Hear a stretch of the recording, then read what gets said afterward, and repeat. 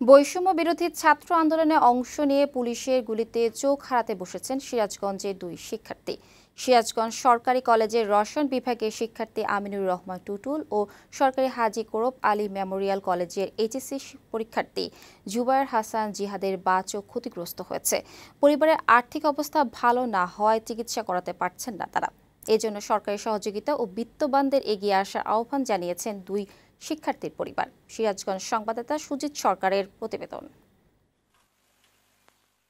গুলির ক্ষত নিয়ে বাড়ির বিছানায় কাতরাচ্ছেন সিরাজগঞ্জ সরকারি কলেজের রসায়ন বিভাগের শিক্ষার্থী আমিনুর রহমান টুটুল। তারাস উপজেলার বারুহাঁস ইউনিয়নের কুসুম্পি গ্রামের দরিদ্র কৃষক আলম হোসেনের ছেলে সে। গত ১৬ জুলাই বৈষম্য বিরোধী ছাত্র আন্দোলনে অংশ নিয়ে পুলিশের গুলিতে আহত হয় টুটুল। ৩২টি রাবার বুলেট লেগেছে টুটুলের শরীরে। গুলি লেগেছে তার বাঁ চোখেও। সেই চোখ দিয়ে টুটুল এখন কিছুই দেখতে পায় না।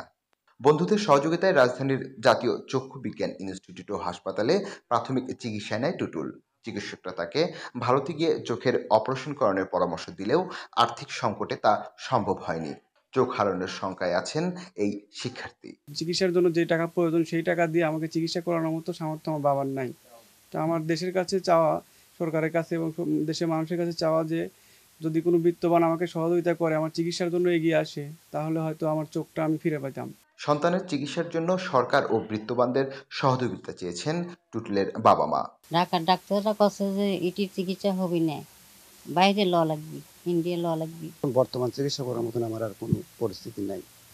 তাই হয়তো আমি সরকারের কাছে করতেছি যে হয়তো আমার ছেলের চিকিৎসার জন্য যদি সে করতে তাহলে হয়তো আমার ছেলেটা চিকিৎসা হয়তো বাইরে যায়। সরকারি হাজী কোরব আলী মেমোরিয়াল কলেজের এইচএসসি শিক্ষার্থী জুবায়ের হাসান জিহাদ তার পরের পরীক্ষাগুলো দিতে পারবেন কিনা তা নিয়েও শঙ্কায় আছে। কোটা সংস্কার আন্দোলনের সময় পুলিশের ছড়ার গুলিতে ক্ষতিগ্রস্ত হয়েছে তার বাঁ চোখ। জাতীয় চক্ষু বিজ্ঞান ইনস্টিটিউট ও হাসপাতালে চিকিৎসা নিচ্ছেন তিনি। তবে উন্নত চিকিৎসার জন্য যে অর্থ প্রয়োজন তা যোগান দিতে পারছে না জিহাদের পরিবার। বাঁ চোখে কিছুই দেখতে পাচ্ছে না। আর কিছু পরীক্ষা নিরীক্ষা করার পর ডাক্তাররা এখনও আমাকে পরামর্শ যে দিছে, তোমার 3টা অপারেশন এখনও লাগবে তোমার। এই দুই শিক্ষার্থীর সহপাঠী ও ছাত্র আন্দোলনে সিরাজগঞ্জের সমন্বয়কদের দাবি সরকার যেন তাদের চিকিৎসার ব্যবস্থা করে।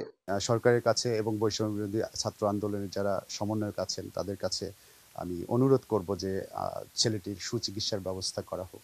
সাহায্য করার মতন হাত আছে, তাদের কাছে অনুরোধ থাকবে যে ওর জন্য একটা সুচিকিৎসার ব্যবস্থা করা। সমন্বয়কদের মধ্যে যে দুইজন রাষ্ট্রীয় দায়িত্ব পেয়েছেন তাদের কাছে আকুতি বিনোদন এই যে এই ছাত্রের আমাদের ভাই আমিনুলকে যত সুষ্ঠুভাবে এই সরকারি সুচিকিৎসা নিশ্চিত করতে পারে সেটাই আমাদের দাবি। উন্নত চিকিৎসায় টুটুল ও জিহাদ আবার তাদের স্বাভাবিক জীবন ফিরে যাবে এমন প্রত্যাশা স্থানীয়দের।